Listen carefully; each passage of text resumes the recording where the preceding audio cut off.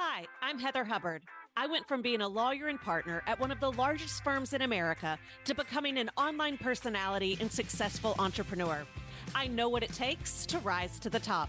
I also know all too well the toll it can take on your health and personal life.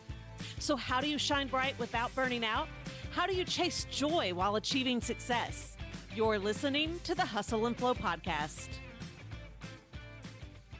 Welcome back to Hustle and Flow. I am your host, Heather Hubbard, and I am back with a special series for the entire month of May.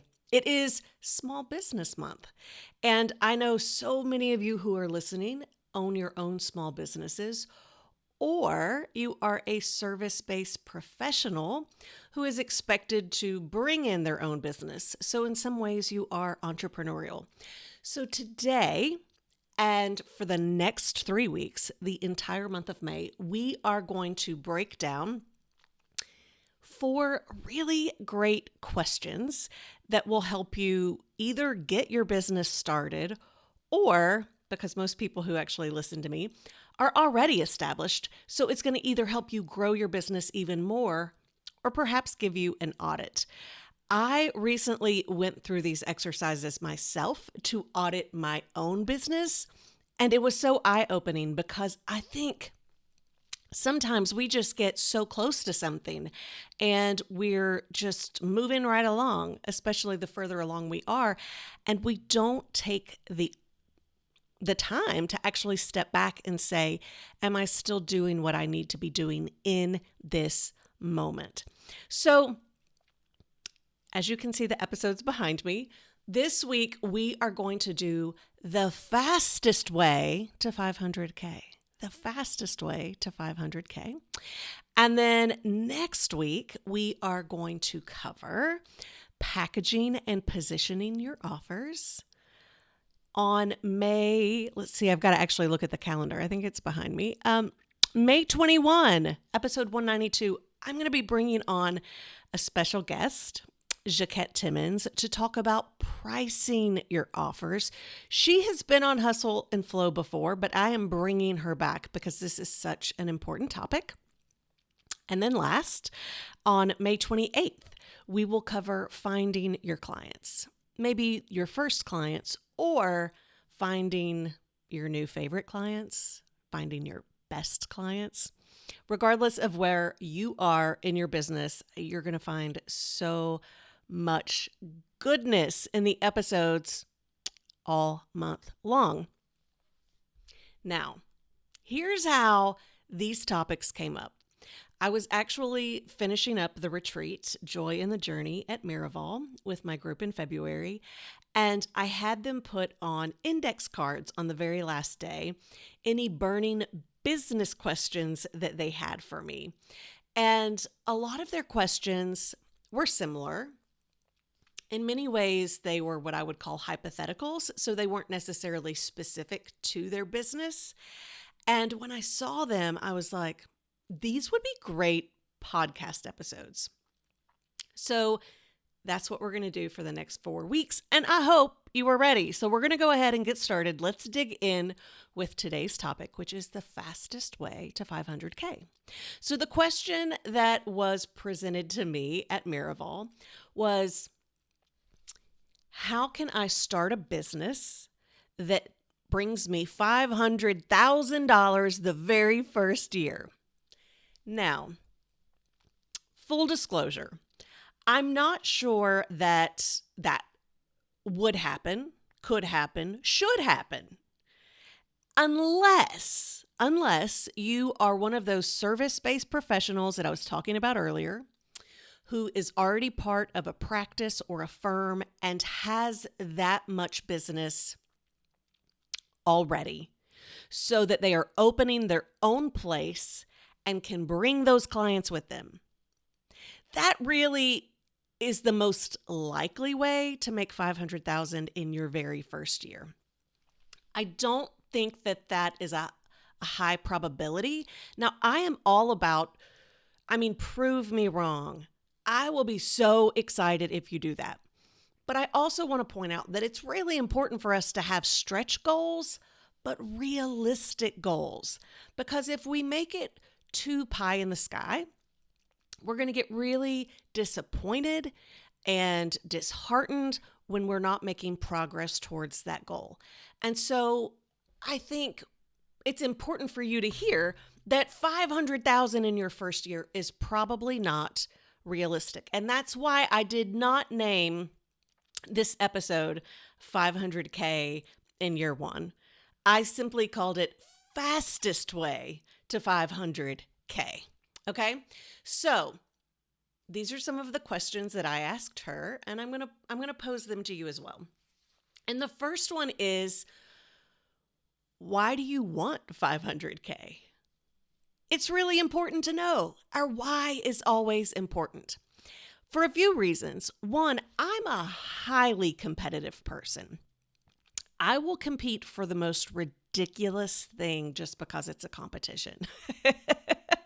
Right? Like, you can say, who can count the most jelly beans in this jar? And do I care how many jelly beans are in the jar? I mean, I may not even know what the prize is.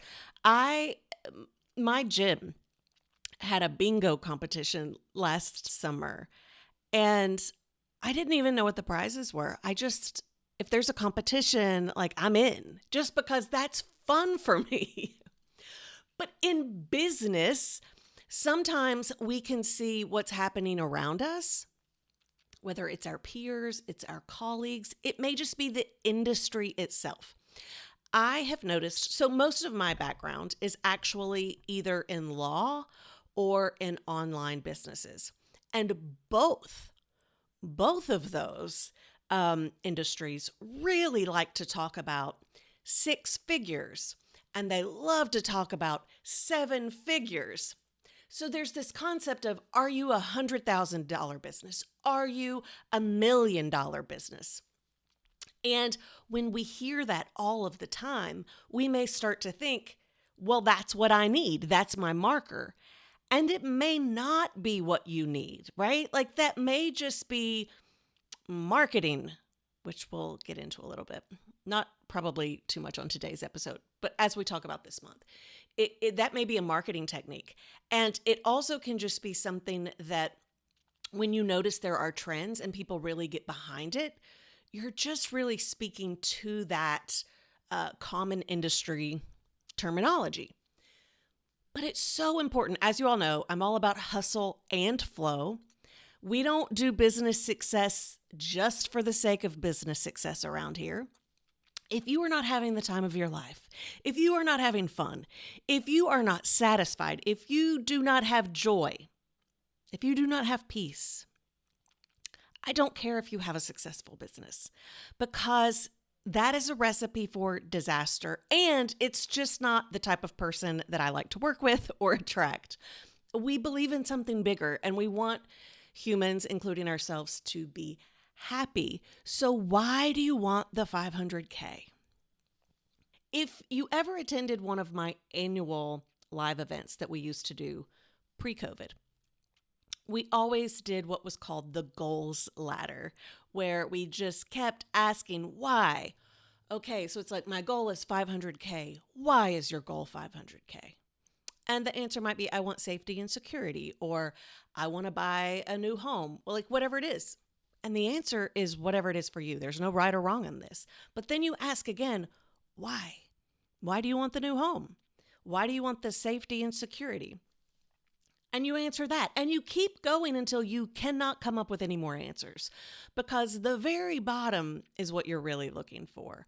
And when you see that, there are often a lot of better, easier ways to go about that than what you thought your initial goal was. And it could also be some kind of scarcity belief, limiting belief, where you just need some therapy, right?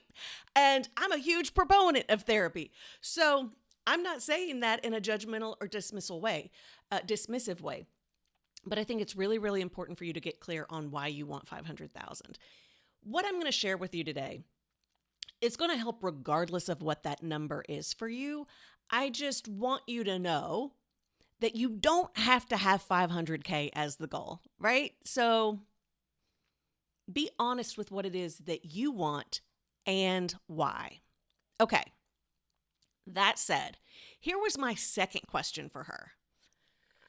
Are we talking about 500,000 gross revenue, or are we talking about 500,000 net profit?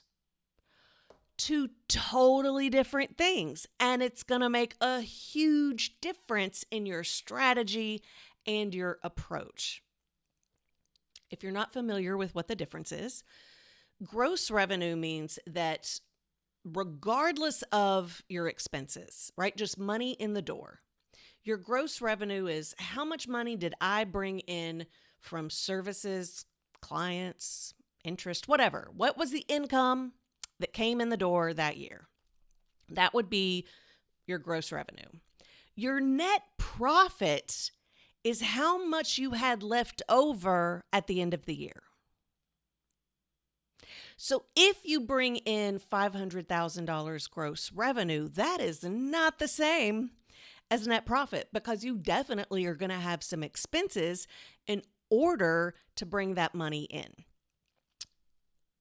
Again, going back to the industries and the lingo,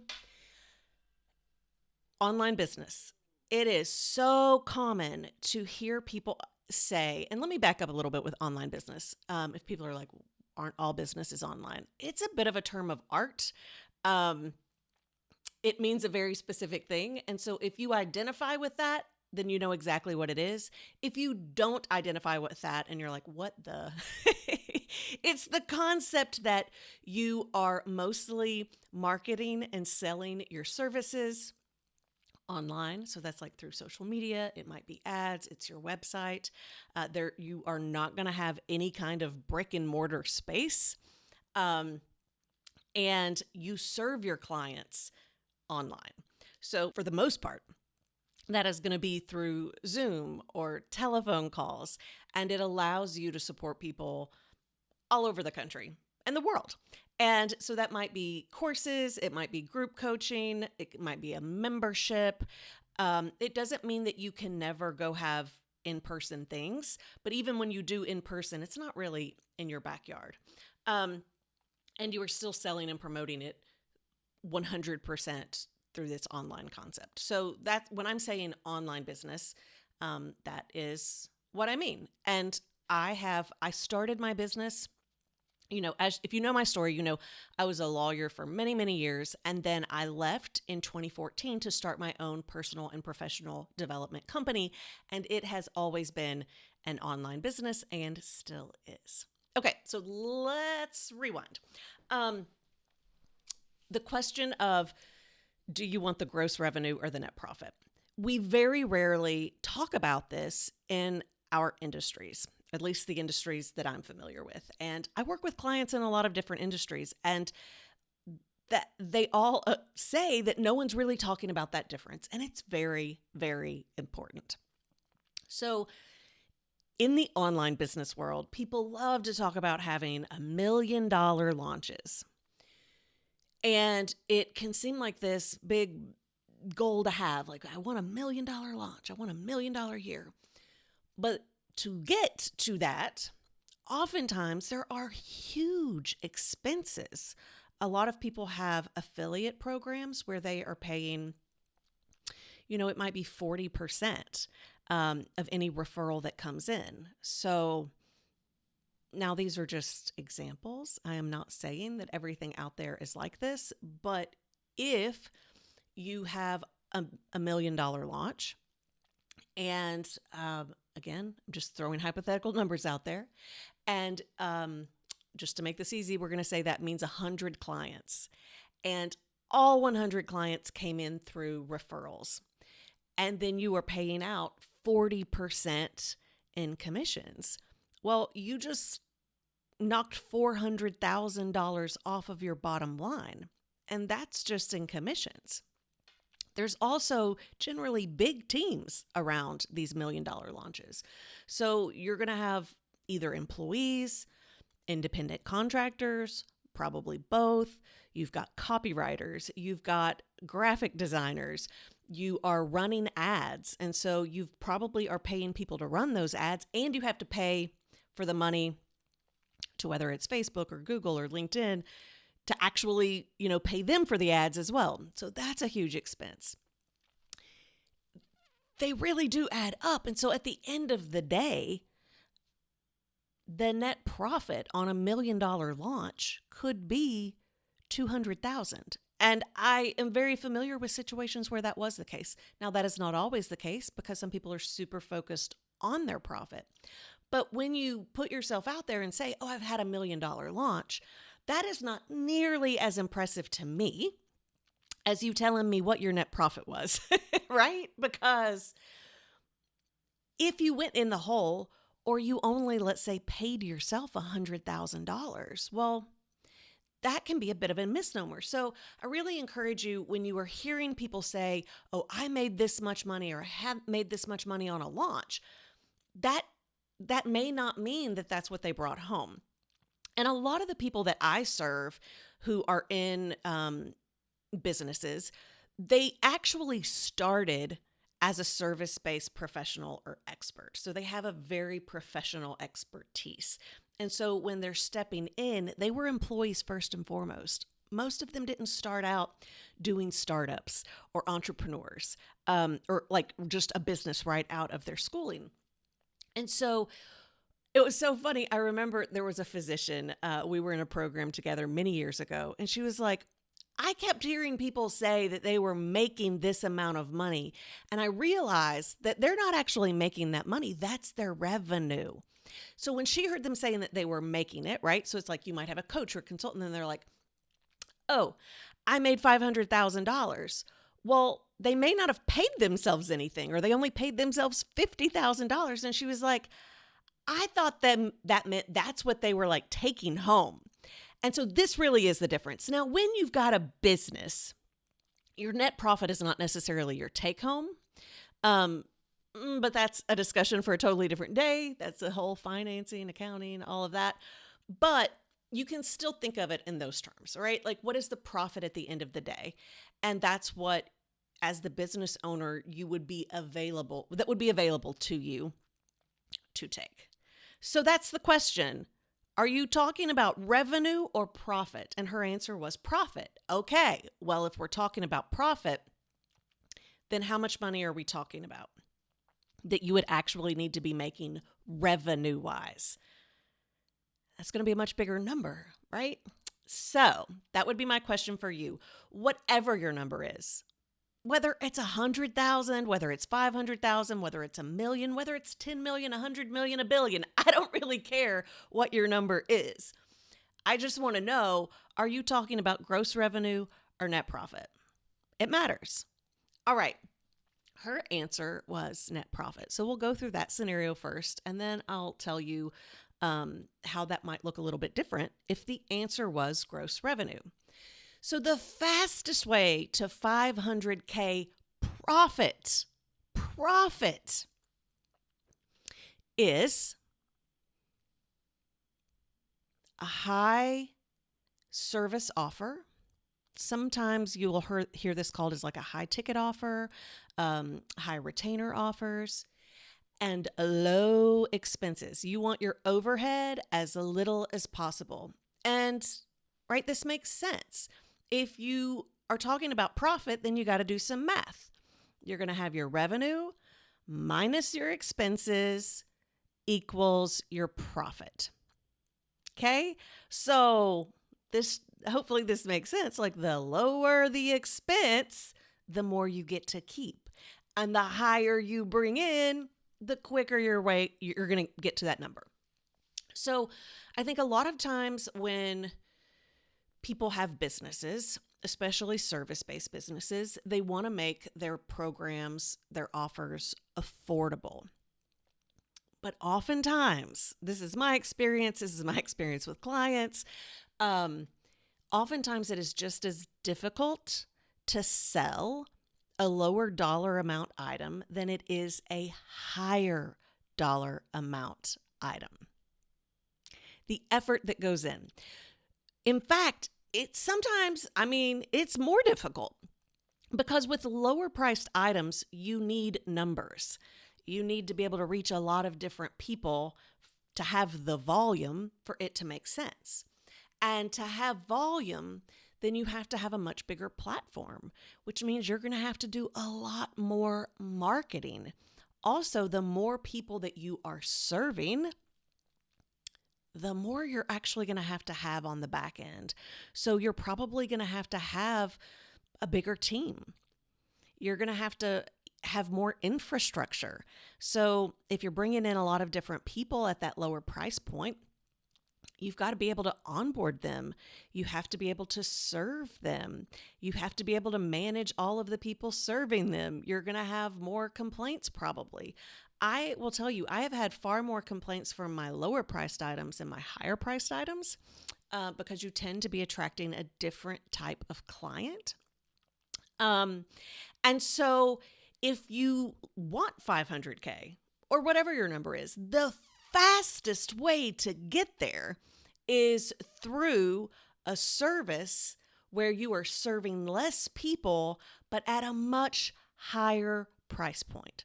So if we're talking about 500K, if you have 5 clients at $100,000, that is going to be far easier than 500 clients at $1,000. Now you might be saying to me, Heather, I can't possibly charge a single client $100,000. That's okay. I'm just doing an example. I'm just wanting you to be able to see this math. You have to figure out what it is for you. And this is part of going through the scenario. When you want a certain amount of revenue and you want a certain amount of profit, you have to also be able to look at what am I charging and how much capacity do I have? And part of this is your expertise. And we're going to get to this with Jaquette Timmons on pricing in the 3rd week of May on how to know what you can price. But reaching for the highest price point possible, and that doesn't mean just charging more. Like you need to actually serve more. You need to have value. But sometimes you don't have to serve in the same way. I mean, truly, some of the lowest cost items I had required the most amount of my time and energy and resources. And I think sometimes that's a misnomer. We're just like, we need a lot of people and we need a smaller price point. If you are trying to have the fastest way, you actually have less people and you have a higher price point. Now, you may say, oh, well, I don't want that. Okay, great. But that's going to help you understand why you may not be able to get the numbers that you were looking for right off of the bat. Okay. Let's say that revenue is what you're going for, not profit, because maybe you want that vanity metric. There can be reasons why you want that vanity metric. Being able to say, at least in the online business world, that you have $1 million business or $1 million launch, especially if you're serving other businesses, can look like it's like PR. It's a way that is going to give you credibility in that space, and more people are willing to hire you, potentially. So that may be important to you. You may not care about the profit. So, or you might care, but it doesn't have to be 500K. All right. But so if you're focused on 500K revenue, what's the fastest way to 500K revenue if I don't care about the profit? Another scenario where this might be what you want is if you truly were doing a startup where you were trying to attract investors. You're looking for seed money. So in those scenarios, that tends to not be who watches my podcasts. But just so if this comes up, and just so you'll know, if you're trying to attract seed money and you're trying to attract investors, you better not be taking much of a salary because they expect founders to not take much money. Like that's your capital. You're putting forth the time and the energy without really taking much profit or a salary for the potential of the long-term games. They're putting in the money. So they also want to see that the potential that it has. So if you want to show 500K in revenue as fast as possible, that is going to attract more investors, which will bring that in. Okay. So like that would be another example of when you would want to do that. Although like I said, I don't think I have a lot of people in that situation who's listening to me. So, all right, we're going straight for revenue.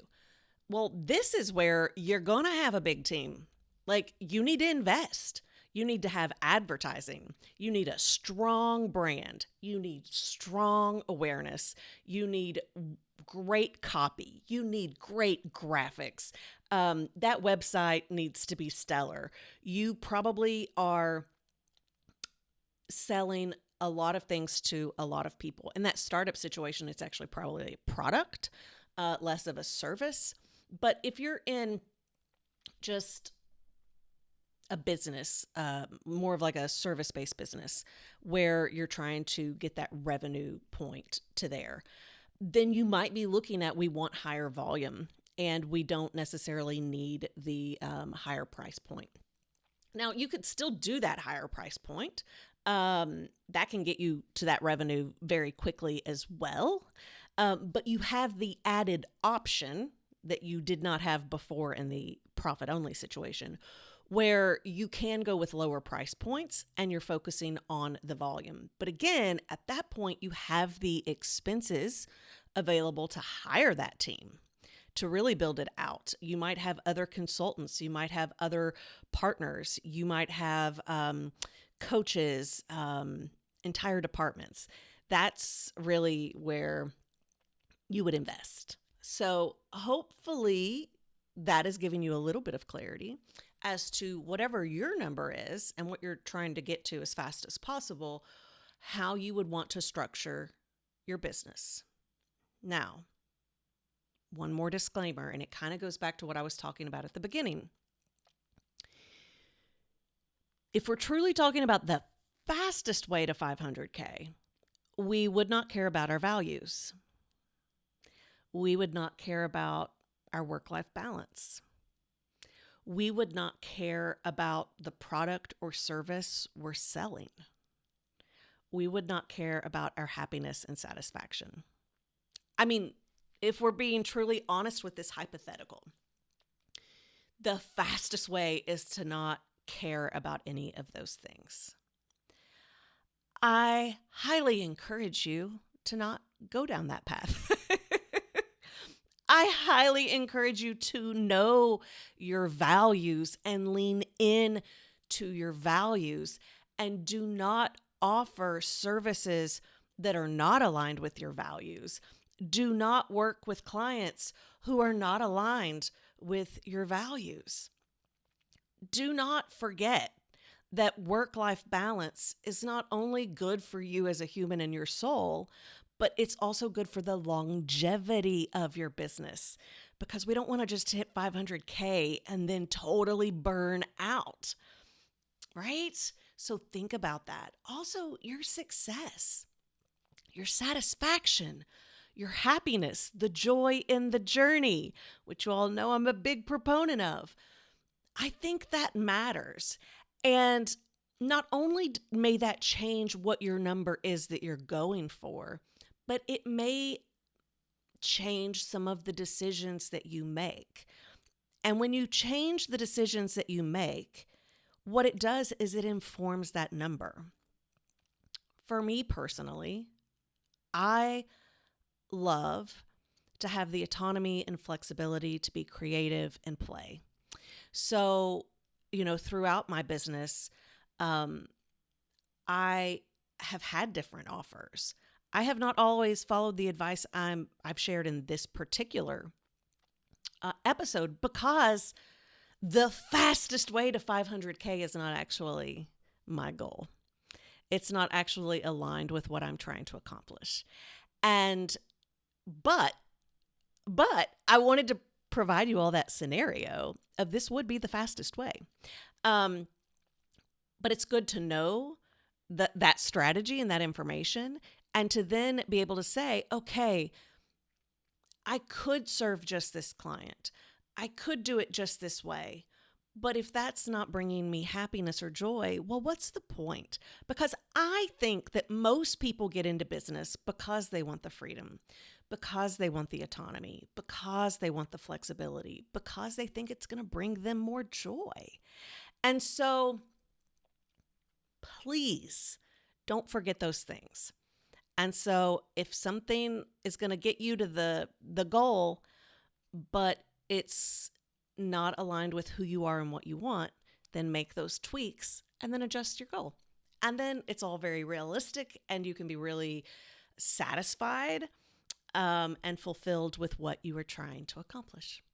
All right, so that is week 1 in our small business month. If you are watching on YouTube, or maybe you are listening on Apple or Spotify or somewhere else, you can still come over to YouTube. Leave a comment.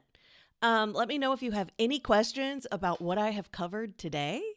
You can also let me know if you've got questions for anything coming up. And if you've got a number that you want to share, go ahead and do it. Go ahead and do it. I feel like we don't talk about numbers enough in business. All right, that's it for today, and I will see you next week for packaging and positioning your offers.